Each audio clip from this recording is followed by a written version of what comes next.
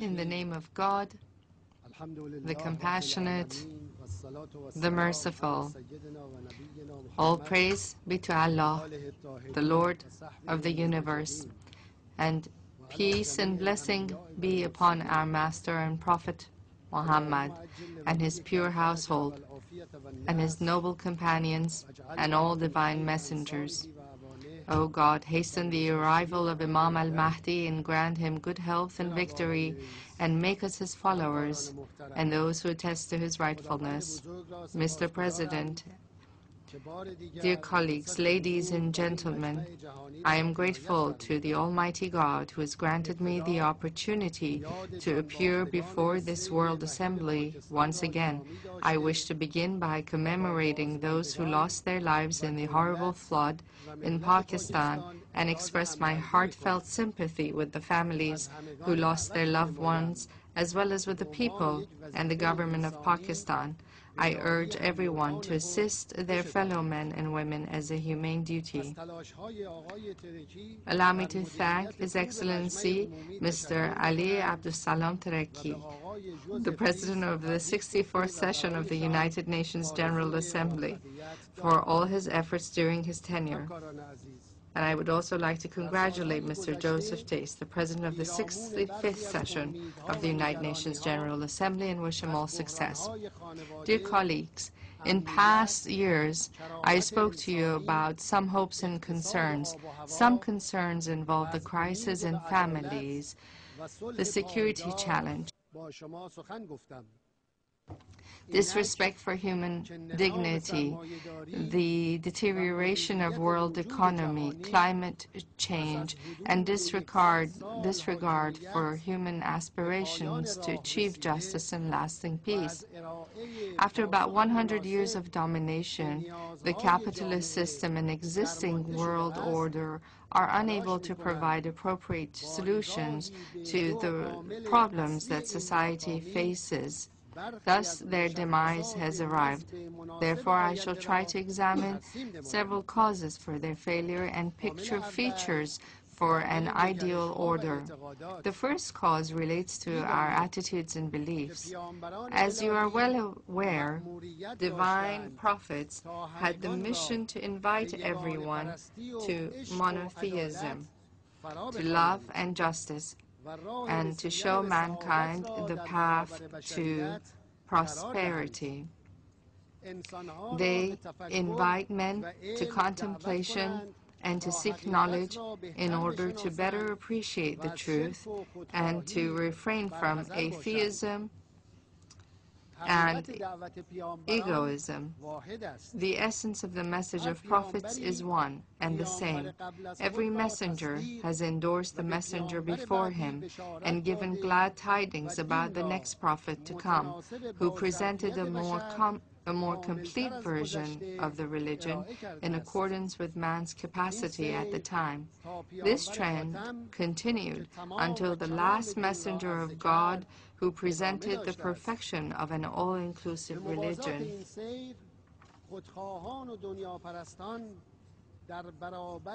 In opposition to the call by the prophets, the egoists and greedy stood up against their clear call, revolting against their messages. Nimrod countered Hazrat Abraham. Pharaoh countered Hazrat Moses.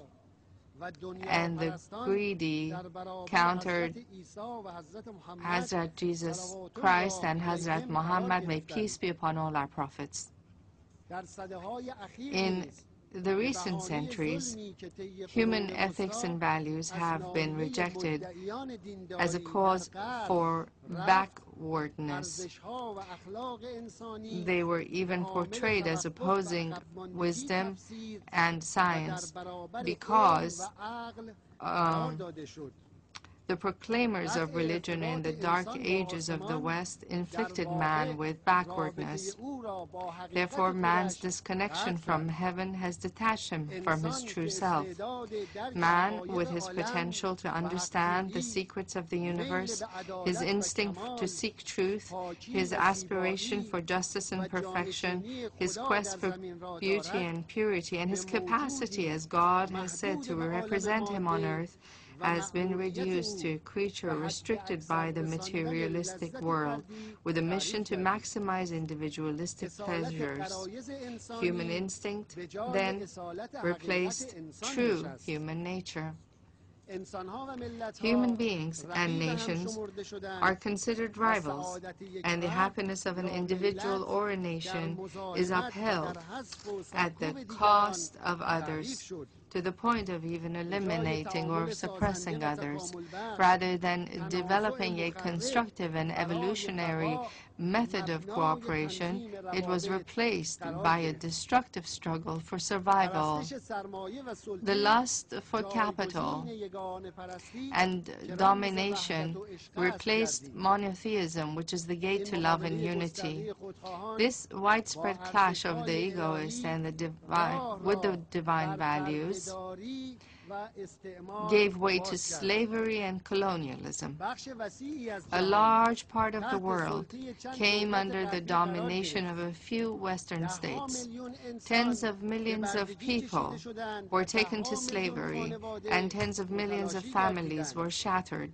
As a result, all the resources, the rights, and the cultures of the colonized nations were plundered. Lands were occupied, and indigenous people were humiliated and mass murdered. Yet nations rose up. Colonialism was alienated, and the independence of nations was recognized.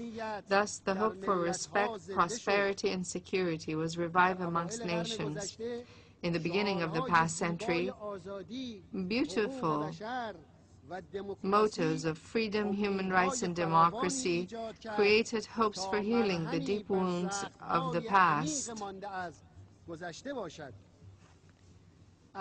Today, however, not only those dreams are not realized, but memories, even at times more bitter than before, have been recorded in our history. As a result of the two world wars, the occupation of Palestine, the Korean and the Vietnam wars, the Iraq war against Iran, the occupation of Afghanistan and Iraq, as well as many wars in Africa, hundreds of millions of people were killed, wounded, or displaced. Terrorism, illicit drug production, poverty, and the social gaps have increased. The dictatorial and coup d'etat governments in Latin America committed unprecedented crimes with the support of the West. Instead of disarmament, the proliferation and stockpiling of nuclear, biological, and chemical weapons expanded, placing the world under a larger threat. As a result, apparently, the very same old goals of colonialists and the slave masters were pursued, but this time around with a new facade. The second cause for the failure of the existing world order and capitalism has to do with the current global management and its ruling structures. The League of Nations and after that the United Nations were established with the promise to bring about peace, security, and the realization of human rights, which in fact meant a global management. One can analyze the current system of governance of world affairs by examining three events. The first is the event of the 11th September 2001, which has indeed affected the entire world for almost a decade. We recall that at the time, suddenly, the news of an attack on the Twin Towers was broadcast, using numerous footages of the incident. Almost all governments and known figures that mattered strongly condemned this incident. But then a propaganda machine came into full force. It was implied that the whole world was now exposed to a huge danger, namely that of terrorism, and that the only way to save the world would be to deploy forces into Afghanistan. Eventually, Afghanistan and shortly thereafter, Iraq were occupied. Now please take note. It was said that some 3,000 people were killed on September 11, for which we are all very saddened. Yet, up until now, in Afghanistan and Iraq, hundreds of thousands of people have been killed, millions wounded and displaced, and the conflict is still going on and expanding. In identifying those responsible behind the September 11 attacks, there were three viewpoints. First, that a very powerful and complex terrorist group able to successfully cross all layers of the American intelligence and security carried out the attack. This is the prevalent viewpoint, which has been supported mainly and advocated by American statesmen. Second, that some segments within the U.S. government orchestrated the attack to reverse the declining American economy and its grips on the Middle East in order to save the Zionist regime. The majority of the American people, as well as most nations and politicians around the world, agree with this view. Third, it was carried out by a terrorist group, but that the American government supported and took advantage of the situation. Apparently, this viewpoint has fewer proponents.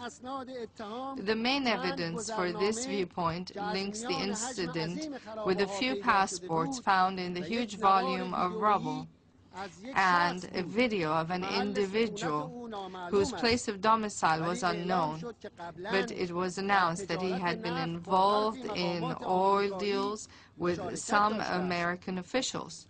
It was also covered up and said that due to the explosion and fire, no trace of suicide attackers was found.